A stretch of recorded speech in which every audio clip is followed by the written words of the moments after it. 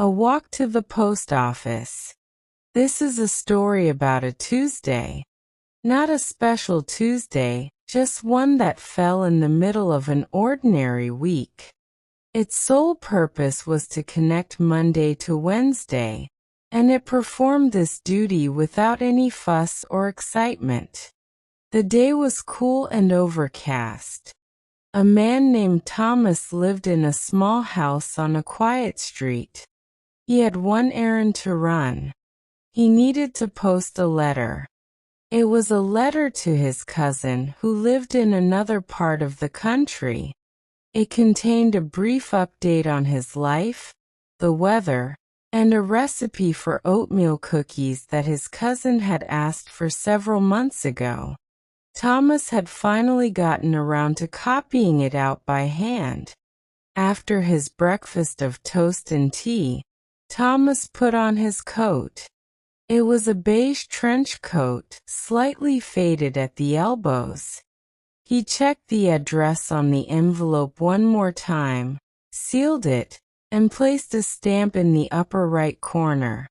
He patted his pockets to make sure he had his keys. The walk to the post office took about 25 minutes. Thomas knew the route well. He passed by 12 houses on his street before reaching the corner. The Johnsons' house had a green fence.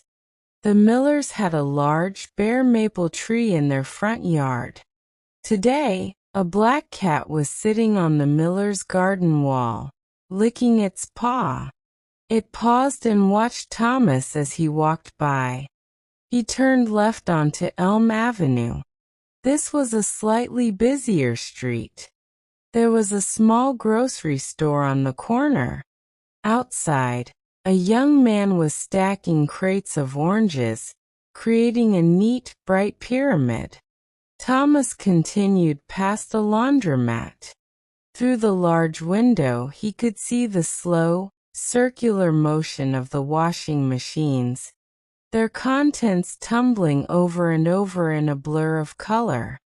He waited at a crosswalk for the light to turn green, even though there were no cars in sight.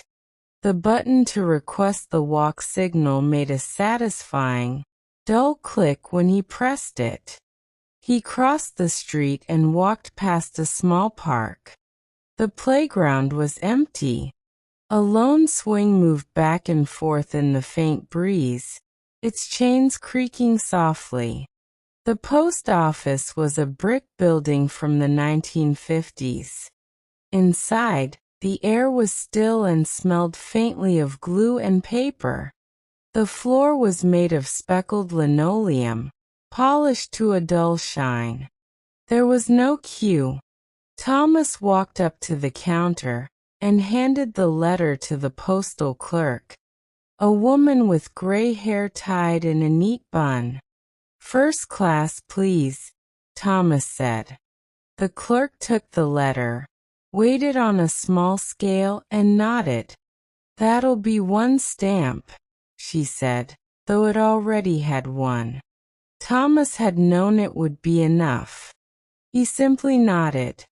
The clerk canceled the stamp with a dull thud of the postmark and dropped the letter into a gray bin behind her. The transaction was complete. Thomas left the post office. His main task for the day was accomplished. He stood on the steps for a moment, deciding which way to walk back.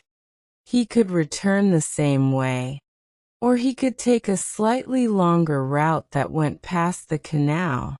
He chose the canal.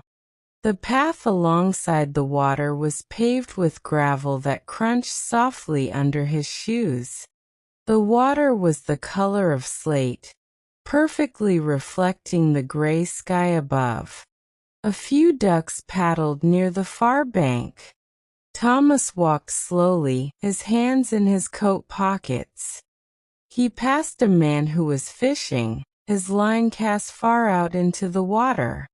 The fisherman sat perfectly still on a folding stool, his gaze fixed on the float. Thomas didn't see him catch anything. After about 10 minutes, the path led him back to his neighborhood.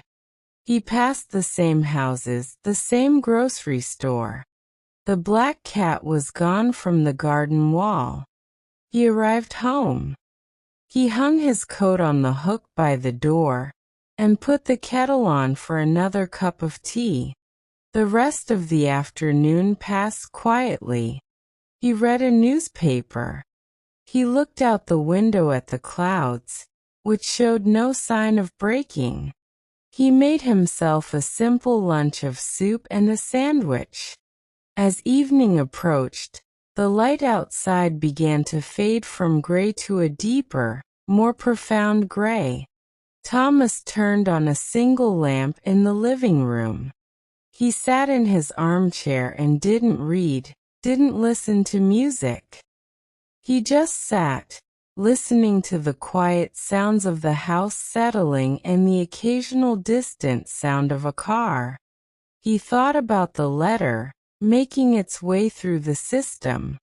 He wondered how long it would take to reach his cousin. A few days, probably. He hoped the cookies would turn out well. Later he made a light dinner, washed the dishes, and prepared for bed. The day was over. It had been a simple day. A day of small, insignificant actions. A day of quiet observation. There was no drama, no great joy, no great sadness. It was just a day. And as Thomas turned off the light and closed his eyes, he felt a sense of quiet completion. The Tuesday had done its job.